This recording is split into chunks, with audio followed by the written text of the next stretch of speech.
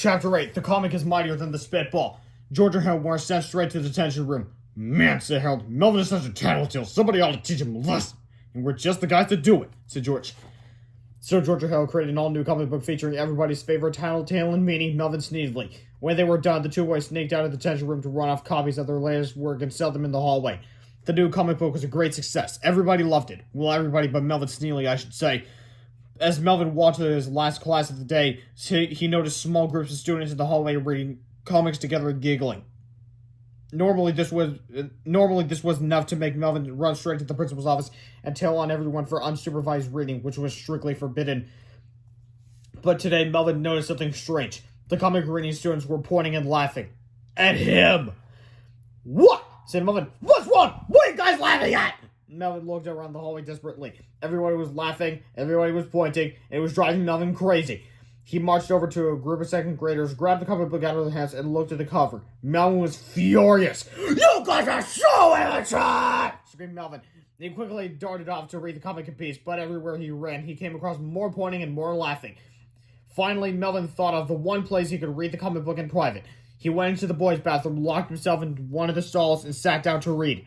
Splat, splat! As Melvin sat reading, his legs dripping with ketchup, he became angrier and angrier.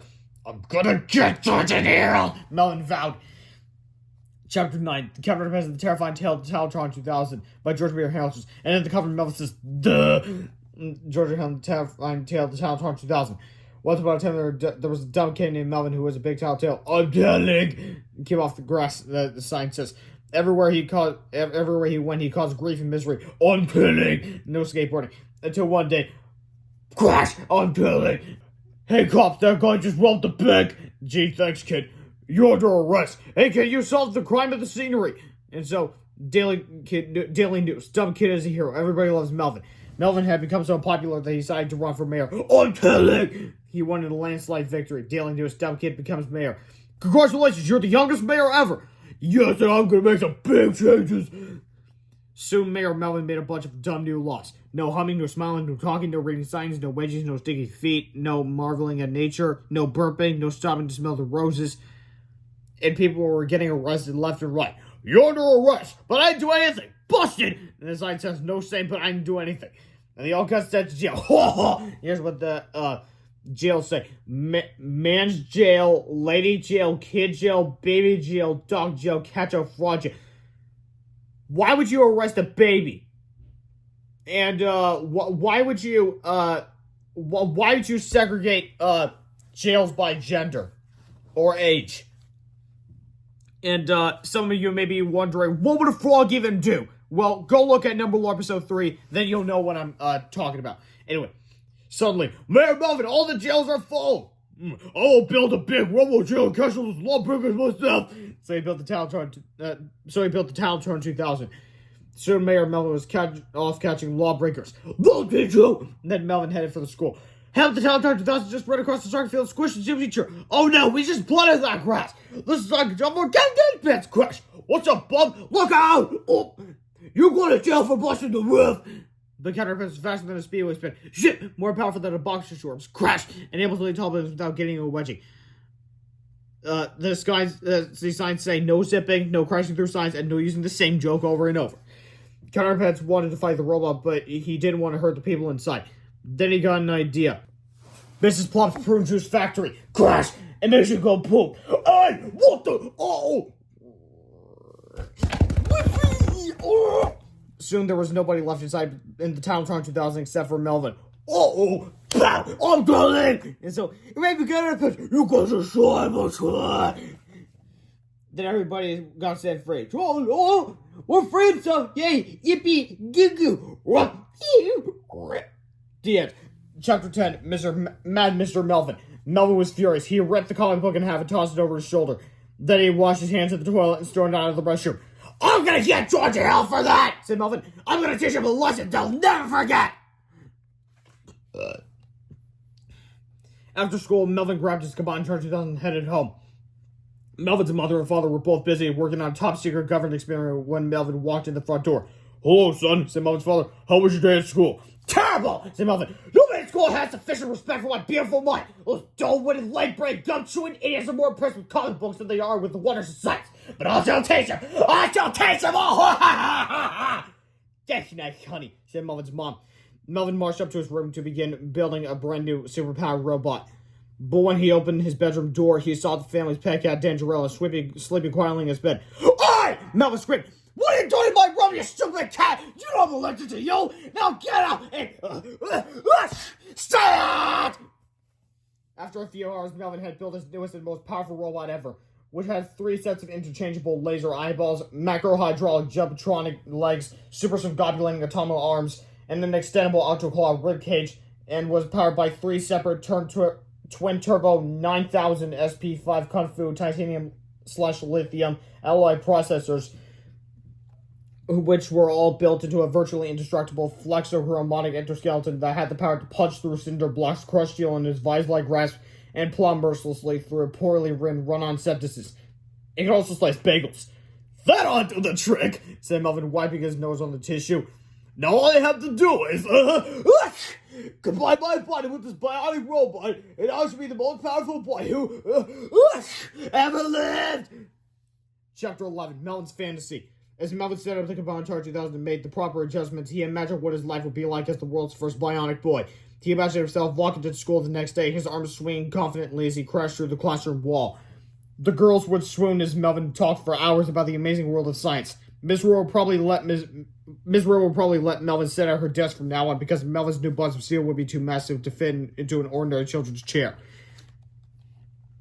Maybe Mr. Krupp would invite the governor to visit the school so he could show off his smartest and most powerful student.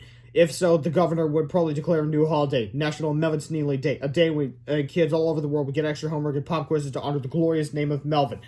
But the best part of all would be Georgia Hill's reaction. They would be so terrified in Melvin's incredible size and strength, they'd drop to their knees and beg for mercy. And Melvin would spare them only if they agreed to be his servants for all eternity. They had to carry his books, sharpen his pencils, and be his personal footstools during each class. Life is gonna... said Melvin. Chapter 12, The Night of the Nasty Nostril Nuggets. Hey, that sounds familiar. Melvin turned out the Combined Charge 2000. A high-pitched tone pierced the air, getting higher and higher in frequency as the machine charged to full power. Oops, said Melvin as he quickly turned the dramatic effects setting to off so he wouldn't disturb his parents. Silently, the machine continued to charge as Melvin entered calculations to account for his clothes and glasses. When the laser extractor had finally warmed up, Melvin stepped in front of the Combined Charge 2000, standing perfectly still beside his new robot. Suddenly, two streaks of red glowing light flashed onto Melvin and the robot as the Combined Charge 2000 began stimulating information on the two elements it was about to combine. It was about to combine. Finally, computerized voice started the countdown. Combining 12 bits in 5 seconds. Melvin stood perfectly still. Combining 12 bits in 4 seconds. Melvin's nose began to twitch. Combining 12 bits in 3 seconds. Suddenly, Melvin felt an uncontrollable urge. He cupped his hands over his mouth and nose as his eyes squeezed closed involuntarily. Combining 12 bits in 2 seconds. Melvin looked down into his hands, which were now glistening with mucus and crusty chunks of semi-dry booglis. Instantly, the Combined Charge 2000 began to recalculate the elements in his laser sights. Combining 3 elements in 1 second. 3 elements! Melvin screamed in horror. What's the third element? Quickly, Melvin's eyes darted around the room, searching for any new element that might have accidentally made its way into the sights of the laser attractor. What's the third element? He screamed again. Then he looked down into his crusty, dripping, phlegm-filled hands. Uh-oh, said Melvin as a blinding burst of white light enveloped him. Chapter 13, The Next Day. The next day, Melvin didn't show up for school on time. Nobody really seemed to notice, though, because all the children were excited about show and tell. Almost everyone had brought in really lame stuff like books or awards, but Georgia Hill had something that was totally cool. Everybody remembers Sulu from yesterday, right? Said George. Well, we took him home to live with us in our treehouse, and we taught him the greatest trick, said Harold. The two boys carried Sulu over to the classroom window and opened it up. Harold pulled a large watermelon out of his book bag and showed it to Sulu. Okay, Sulu, said George, show everybody your new trick. In one swift motion, Sulu placed his mouth into the watermelon and shoved the entire thing into his left cheek. The fourth graders were stunned. No, said Harold, that's not the trick. The trick is what happens next.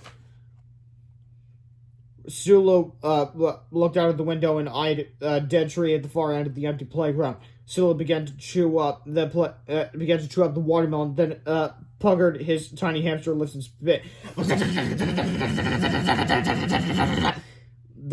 The watermelon seeds fired out of Sulu's mouth, hitting their target with expert precision. In no time at all, the dead tree at the end of the playground was reduced to a pile of twigs and sawdust. The class cheered as George and Hale petted their amazing little bionic buddy. George and Hale didn't think that anybody could beat their show and tell display, but they were wrong, because at that very moment, Melvin Snealy was driving down the hallway toward the classroom door. Melvin hadn't brought anything for show and tell. Melvin was the show and tell. Chapter 14, the unnecessarily disgusting chapter. Notice, the following chapter is extremely gross. To avoid nausea, projectile vomiting, or any other gastrointestinal unpleasantries, please refrain from eating for at least 1 hour before reading this chapter. You won't want to eat after reading it, let me assure you. All the fourth graders were cheering and petting Sulu as the classroom door slowly opened. A greenish, glistening behemoth entered the room, filling the air with the sounds of grinding metal gears and wet, gooey, bursting bubbles. Some of the girls screamed. Some of the boys did too. Said the horrible beast. All at once, the children recognized the terrifying creature that stood before them.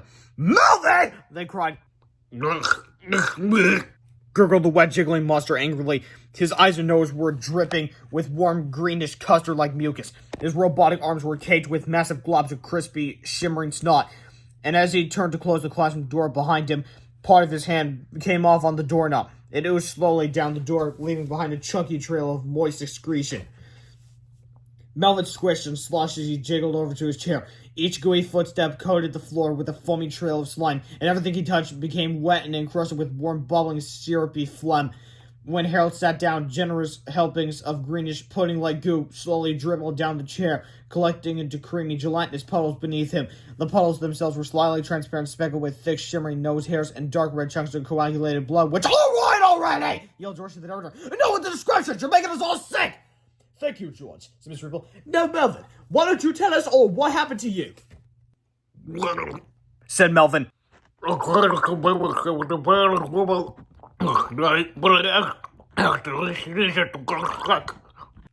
"So you got combined with a robot and butchers?" asked George. Said Melvin. It'll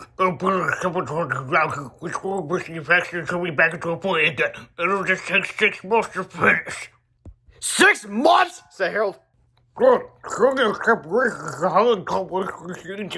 Said Melvin. You should try taking the batteries out of that Cabano thingy and putting them in backwards, suggested George. That might reverse the effect. Melvin rolled his thick, bubbling, crust-covered infrared eyeballs. He gurgled.